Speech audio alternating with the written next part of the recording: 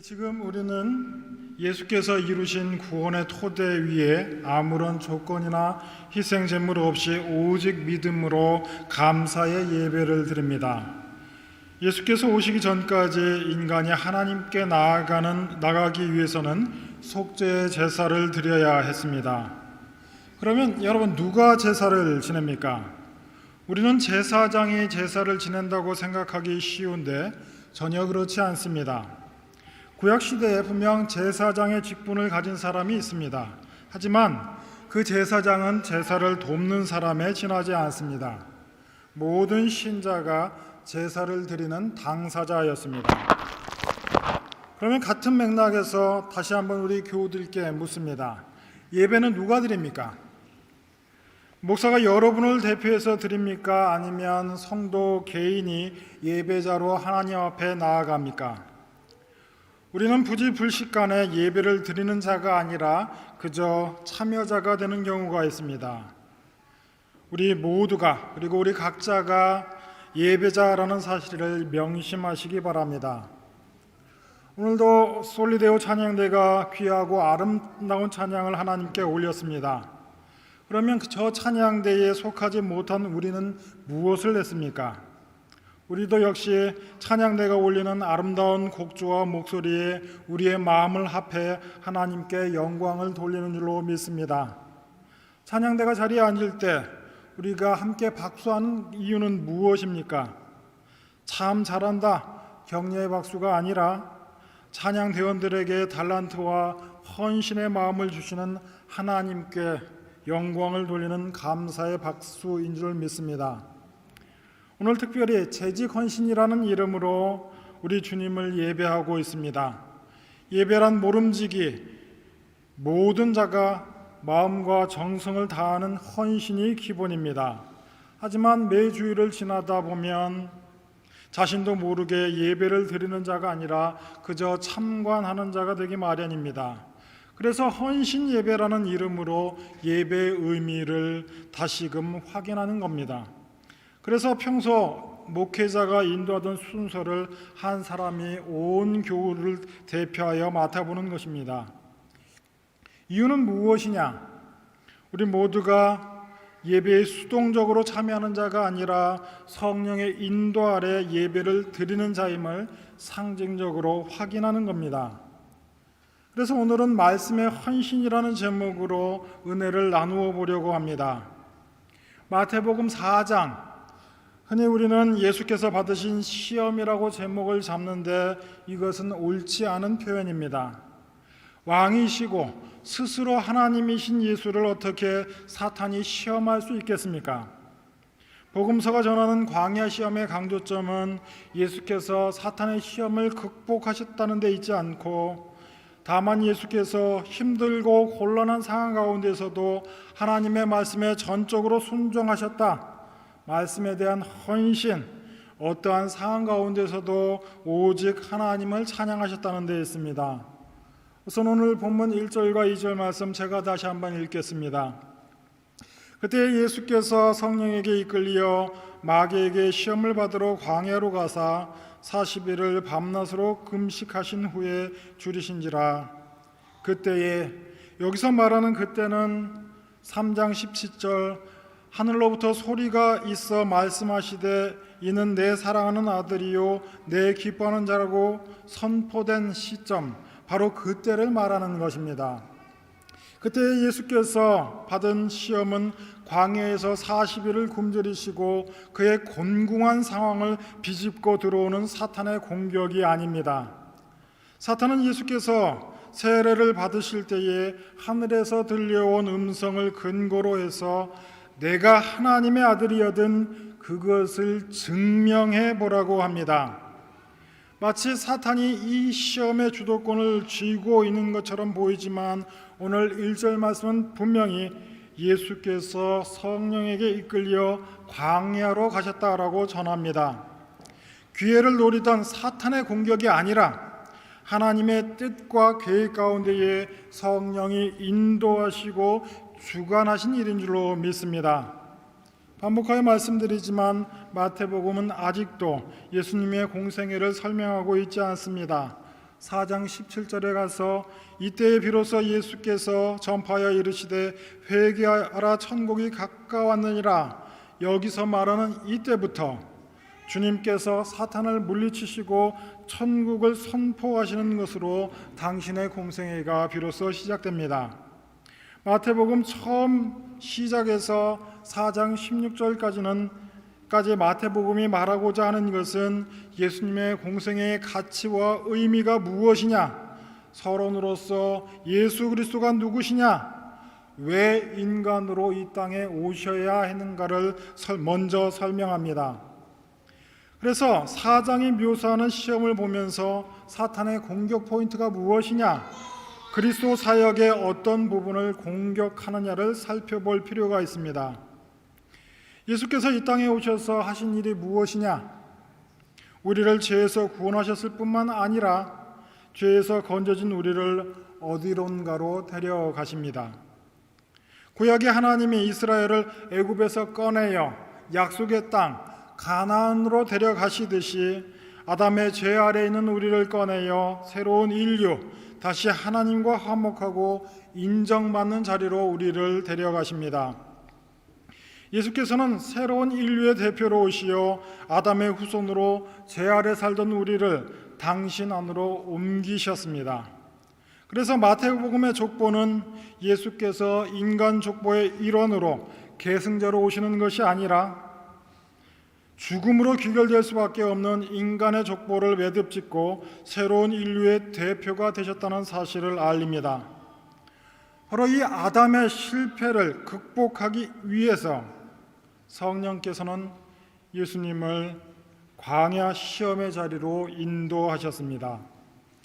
2절과 3절 말씀입니다. 40일을 밤낮으로 금식하신 후에 줄이신지라.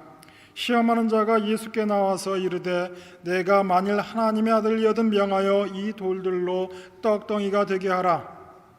사탄이 이렇게 이야기합니다. 너는 하나님의 아들이 아니냐? 우리를 배부르게 하라. 내가 왕이 될 사람인지 내 능력을 증명하랍니다. 그러나 예수님께서는 신명기 8장 3절을 인용하여 사람이 떡으로만 살 것이 아니요 하나님의 입으로부터 나오는 모든 말씀으로 살 것이라고 말씀하십니다. 지금 예수께서 받으시는 시험은 구약의 두 가지 사건과 연결됩니다. 부연하여 말하자면 우리 인간의 앞선 두 가지 실패를 담아내고 있습니다. 하나는 에덴 동산에서 아담과 하와가 뱀의 유혹을 받아 범죄한 일이고, 다른 하나는 출애굽한 백성의 실패와 연결하여 이해할 수 있습니다. 돌로 떡덩이가 되게 하라, 무슨 뜻이며 예수님의 대답으로 사람이 떡으로 살지 않고 하나님의 말씀으로 산다는 것이 무슨 뜻인지 먼저 알아보도록 하겠습니다. 신명기 8장 말씀입니다. 우선 신명기란 이름을 한문으로 풀이하면 되풀이해야 할 신자의 명령명자로 창세기에서 민수기까지 이르는 모든 율법을 집대성하여 반복한 책이라고 할 수 있습니다. 모세가 가나안 입성을 앞둔 백성들에게 전하는 말씀이 신명기 8장 2절에서 3절 말씀입니다. 네 하나님 여호와께서 이 40년 동안 내게 광야의 길을 걷게 하신 것을 기억하라.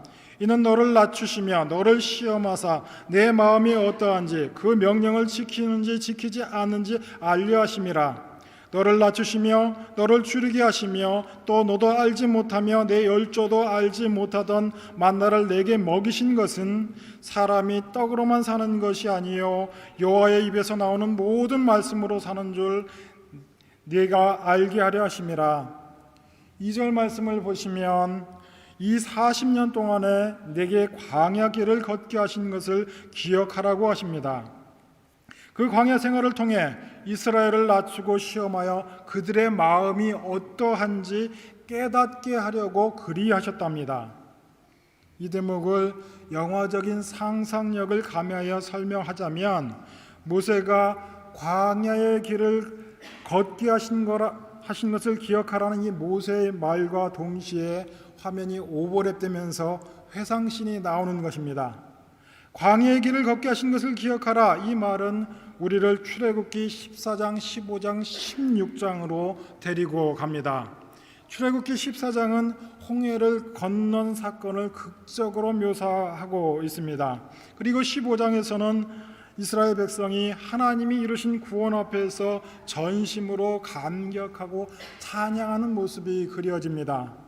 그리고 창세기 16장, 애굽을 탈출한 지 한 달 보름쯤 되었을 때의 백성의 모습을 전합니다. 그들이 먹을 게 없다, 죽게 되었다, 당연한 불평처럼 보입니다. 그럼에도 불구하고 이스라엘 백성들이 결코 넘지 말아야 할 선이라는 게 있었습니다. 그런데 이 이스라엘 백성들은 주저없이 그 선을 넘어가 버립니다. 뭐라고 하느냐? 차라리 애굽에 있을 때가 나았다. 애굽에 있을 때는 배부르게 고기도 먹고 밥도 먹지 않았느냐? 그런데 모세란 자가 우리를 깨워 강에 나오고 보니 이게 무엇이냐 하며 하나님을 원망합니다. 그런데 하나님께서는 이스라엘 백성들에게 너희에게 문제가 되는 것은 먹을 것이 없는 것이 문제가 아니라 나를 믿지 않는 그 믿음의 부재가 큰 문제라고 말씀하시면서 하신 말씀이 출애굽기 16장 4절 말씀입니다. 그때 여호와께서 모세에게 이르시되 보라, 내가 너희를 위하여 하늘에서 양식을 비같이 내리리니 백성이 나가서 일용할 것을 날마다 거둘 것이라. 이같이 하여 그들이 내 율법을 준행하나 아니하나 내가 시험하리라. 하나님의 말씀의 뜻은 이러합니다. 너희가 범죄하고 순종하지 않은 것이 외적인 조건으로 궁핍함 때문인지 믿음이 없기 때문인지 한번 확인해 보자. 바로 이것이 만나를 주신 동기요, 만나를 주시면서 이스라엘 백성들을 시험하시겠다 말씀하신 이유입니다. 하나님께서는 말씀하십니다. 너희가 배부른 다음에도 내 말을 지키겠는가? 배부르고 부족할 것이 없으면 범죄치 않겠는가? 한번 보자고 말씀하십니다. 여러분 가만히 생각해 보십시오. 출애굽기 16장에서 이스라엘 백성들이 먹게 되는 만나는 애굽을 벗어나자마자 먹게 된 것이고, 신명기 8장은 출애굽 이후에 40년이 흐른 시점의 이야기입니다. 그래서 신명기 8장에서 이 40년 동안의 만나를 먹었다라는 이야기는 원래 하나님의 의도는 40년 동안 이스라엘 백성으로 하여금 광야를 걷게 하실 생각이 없으셨다라는 뜻입니다. 실제로 이스라엘은 단 한 번에 가나안 땅에 들어갈 기회가 있었습니다. 그런데 이스라엘 백성들의 불신앙으로 광야 생활이 40년이 되었다 설명합니다.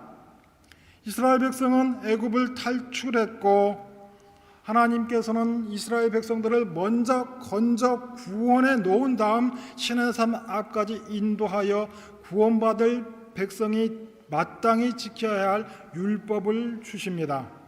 율법이 먼저 있었던 것이 아니라 이스라엘 백성들의 구원이 먼저 있었고 그 다음 주어진 율법입니다. 이 율법을 가지고 율법을 지켜나가야 할 땅 가나안으로 향합니다. 이스라엘은 요단강 건너편 가데스 바냐에 이르게 되는데, 이때에 모세는 스파이 12를 뽑아 가나안을 정탐하도록 합니다.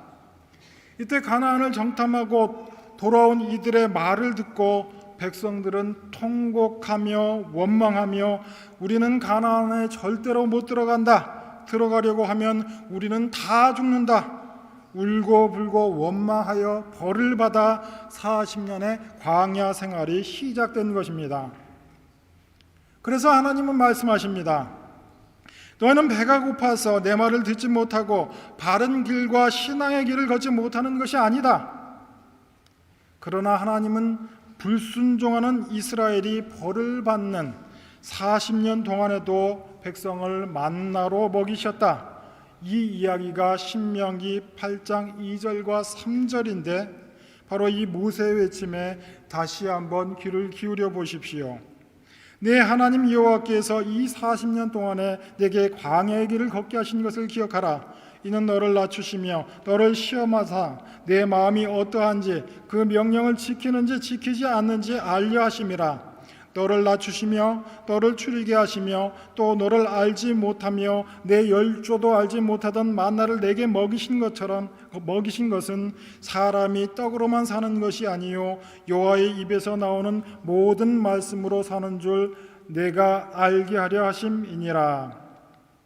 이스라엘, 광야 역사에서 우리가 무엇을 확인할 수 있습니까?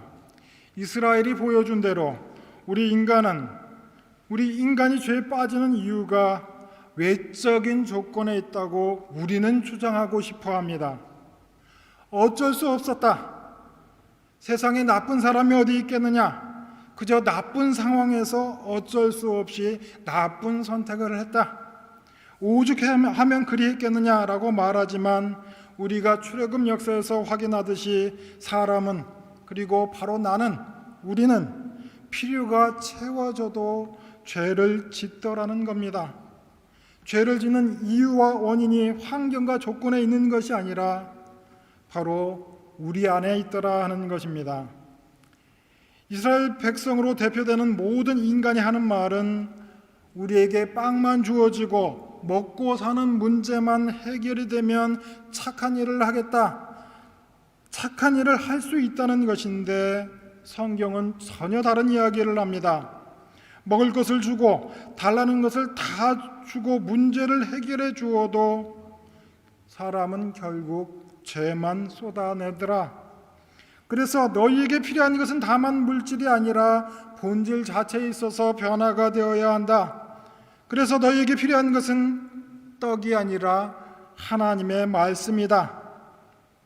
그것을 어디에서 확인합니까? 이스라엘의 광야 40년에서 확인할 수 있고 우리 각자의 인생에서 확인할 수 있습니다. 하나님, 이것만 해결해 주시면, 이 부족한 것만 채워주시면 주를 위해 충성하고 헌신하겠습니다. 우리가 날려온 공수표들입니다. 우리는 이렇게 말하고 같은 실수를 반복하는데 이것이 이스라엘의 모습이고 바로 우리의 모습입니다. 그런데 사탄이 하는 이야기가 무엇입니까? 사탄은 하나님의 아들이신 예수께 이렇게 이야기합니다. 내가 하나님의 아들됨을 증명하기 위해 너에게 필요한 것은 힘만 있으면 될 것이 아니냐. 떡을 만들어라. 그러면 사람들이 내게 주목하고 환호할 것이고 너를 왕으로 만들어줄 것이다. 사람의 필요를 채워주어야 메시아지, 사람이 원하는 것을 주어야 구원자가 될 수 있지. 그런데 예수님의 대답은 나에게는 힘보다 하나님의 말씀이 더욱 중요하다. 하나님의 아들됨을 증명하고 이 땅에 인간으로 난 목적한 바를 이루는데 하나님의 인도하심이 필요하고, 그리고 나는 하나님의 말씀에 순종하는 자라고 선언하십니다. 바로 이것이 예수께서 겪으신 첫 번째 시험의 내용입니다. 이런 광야의 시험은 이스라엘 백성들에게 처음 주어졌던 것이 아닙니다. 인류의 첫사람, 모든 인류의 대표였던 아담으로 거슬러 올라갑니다.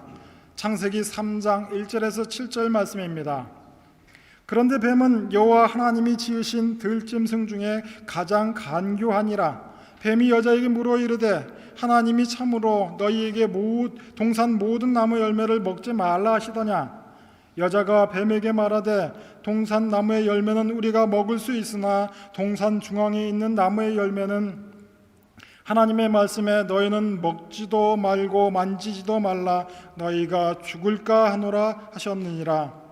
뱀이 여자에게 이르되 너희가 결코 죽지 아니하리라. 너희가 그것을 먹는 날에는 너희 눈이 밝아져 하나님과 같이 되어 선악을 알 줄을 하나님이 아심이라. 여자가 그 나무를 본즉 먹은직도 하고 보암직도 하고 지혜롭게 할 만큼 탐스럽기도 한 나무인지라. 여자가 그 열매를 따먹고 자기와 함께 있는 남편에게도 주매 그도 먹은지라. 이에 그들의 눈이 밝아져 자기들이 벗은 줄 알고 무화과 잎을 엮어 치마를 삼았더라. 첫사람 타락의 현장입니다. 이 장면을 볼 때마다 우리의 불평은 이겁니다. 먹고 죽을 나무를 왜 만드셨는가? 만드셨더라면 인간이 접근하지 못하도록 최소한의 안전장치라도 만들어야 하지 않았겠는가? 결국 일이 벌어져 아담은 하와를 탓하고 하와는 뱀을 탓했고 책임 전가만이 난무하게 되었습니다. 그러면 정말 궁금합니다. 하나님은 선악과를 왜 만드셨는가? 그 이유는 하나님이 만드신 피조물 가운데에 인간이 가장 영광스러운 존재이기 때문입니다. 오직 인간만이 하나님의 형상이고 인간만이 영혼이 있고 인격이 있습니다. 하나님이 만든 피조물을 인간만이 다스리도록 위임을 받았습니다. 그 이유는 우리 인간이 하나님의 형상인 까닭에 하나님과 똑같은 존재이기 때문입니다. 그러면 유일한 차이가 무엇이냐? 인간은 하나님이 지으시고 베푸신 동산의 실과를 먹어야 생존할 수 있는 존재였습니다. 하나님의 형상으로 하나님과 똑같은 존재이지만 먹어야 사는 존재, 외부에서 주어지는 은혜로만 살아갈 수 있는 존재가 사람이라는 뜻입니다. 바로 하나님과 인간의 유일한 차이를 확인시켜 주기 위해 주어진 것이 선악과입니다. 인간은 하나님의 말씀에 순종함으로써 지위와 품격을 지킬 수 있습니다. 그래서 선악과가 무엇이냐, 먹고 안 먹고의 차이가 무엇이냐를 논하기 이전에 선악과는 하나님이 지으신 모든 피조물 가운데에 인간의 영광이 얼마나 크고 찬란한가를 가르치고 있는 것입니다. 그러나 인간은 그가 가진 자유와 권리를 반역하는 데 써서 자기가 누리는 모든 복을 지켜주던 보호의 장치를 훼손하고 말았던 것입니다. 우리가 일상에서 경험하는 일입니다. 부모가 아이를 집에다 두고 외출하면서 절대 불장난하지 말아라, 가스레인지 켜지 말아라, 신신당부를 하고 밖에 나갑니다. 외출하고 돌아왔더니 부엌을 홀라당 태워 먹었습니다. 이때 자녀가 항변합니다. 가스레인지가 위험한 것이면 그것을 왜 부엌에 두었고 그것을 왜 가지고 나가지 않았느냐? 그러나 부모와 자녀를 구분하는 제한이 없으면 자녀가 누리는 모든 특권도 무너지는 것이라는 것을 우리가 알아야 합니다. 아담과 하와의 잘못이 이러하고 그로부터 유발된 것이 무엇이냐? 창세기 3장 22절이 설명합니다. 여호와 하나님이 이르시되 보라, 이 사람이 선악을 아는 일에 우리 중 하나와 같이 되었으니 그가 그의 손을 들어 생명나무 열매도 따먹고 영생할까 하노라 하시고, 하나님이 그들을 에덴 동산에서 추방하시는데 그 이유가 선악을 아는 일에 우리 중 하나와 같이 되었기 때문이랍니다. 선악을 알게 되었다. 이것은 진리를 기준으로 하여 선악을 구분하는 능력이 아니라 선악의 기준을 자기 마음대로 하는 존재가 되었다라는 뜻입니다. 아이들이 자주 하는 말 가운데에 독일말로 이런 말이 있습니다. Es ist unfair. 공정하지 않아. 아이들이 말하는 이 공정, 아이들이 말하는 Es ist unfair는 자기 이익, 자기 욕심인 경우가 대부분입니다. 아니 전부입니다. 예수를 알지 못하는 사람들을 보면 선악의 기준이 자기 마음, 자기 이익입니다. 아전인수 이기적입니다. 그러면 믿는 사람과 안 믿는 사람의 특징이 무엇이고 무엇이어야 합니까? 안 믿는 사람은 자기에게 유리한 게 선이고 자기가 원하는 대로만 하려고 합니다. 그러나 예수를 믿는 우리는 하나님께서 주신 원칙과 기준이 있고 우리의 목표가 이 땅에 있는 것이 아니라 하늘에 있어 비로소 겸손해지고 양보할 수 있게 되는 것입니다. 예수를 모르는 사람은 양보할 능력, 손해를 감수할 능력이라는 게 없습니다. 양보를 한다, 한 발 뒤로 물러선다, 이런 것들을 지는 것으로만 생각하는 까닭입니다. 그리고 항상 자기 이익을 기준으로 생각하는 까닭에 분쟁이 끝날 줄을 모르는 것입니다. 바로 이러한 세상에 예수께서는 새로운 인류의 대표자로 오셔서 하나님의 말씀에 헌신하셨습니다. 예수께서는 하나님의 입에서 나오는 모든 말씀에 순종하시는 방법으로 성령이 이끄신 시험에 승리하여 원래 하나님이 지으신 인간의 참다운 지위와 복됨을 회복하셨습니다. 그리고 우리가 바로 그 속에 있는 줄로 믿습니다. 예수께서는 바로 그 일을 하러 오셨다. 메시아 직분을 감당함에 있어서 제일 처음 하셨던 일이 무엇이냐? 새 인류의 대표자로서 사단의 유혹에, 그 시험에 승리하신 것입니다. 그리고 그 승리의 비결이 무엇이냐? 다름 아닌 하나님의 말씀에 대한 헌신인 줄로 믿습니다. 우리는 아담 안에서 다 실패하였고 죄 아래 있었으나 이제는 예수 그리스도로 말미암아 구원을 얻은 신자로 떡으로 살지 아니하고 여호와의 입으로 나오는 말씀으로 사는 자리에 이르게 된 줄로 믿습니다. 그러니 당장의 떡보다는 하나님의 영광을 위해 기꺼이 불편을 마다하지 않겠습니다. 하나님을 외면하고 신자됨을 포기하는 조건으로 누리는 영광과 이익이라면 주저없이 거절하겠습니다. 하나님께서 몸된 교회를 섬기라 주신 직분, 집사, 권사, 장로, 목사 직분이 귀한 줄 알겠습니다. 항상 남을 격려하고 위로하고 섬기고 겸손한 말과 행동으로 열린문 교회 재직의 품격을 보이겠습니다. 사랑하는 우리 집사님, 권사님, 장로님, 그리고 모든 교우 여러분, 이러한 헌신이 그리고 이러한 다짐이 우리 마음속에서 넘쳐나기를 축원합니다. 다가오는 한 주간도 주의 말씀을 따라 헌신하며 세상을 살아가는 하나님의 충성된 백성들 되시기를 주의 이름으로 축원합니다. 기도하시겠습니다. 하나님, 당장의 유익이 아니라 하나님의 말씀을 따라 불편도 감수하는 성숙한 신자들 되게 하여 주옵소서. 예수께서 이루신 승리에 기대어 세상의 유혹과 시험에도 넉넉히 승리케 하여 주옵소서. 예수님의 이름으로 기도합니다. 아멘.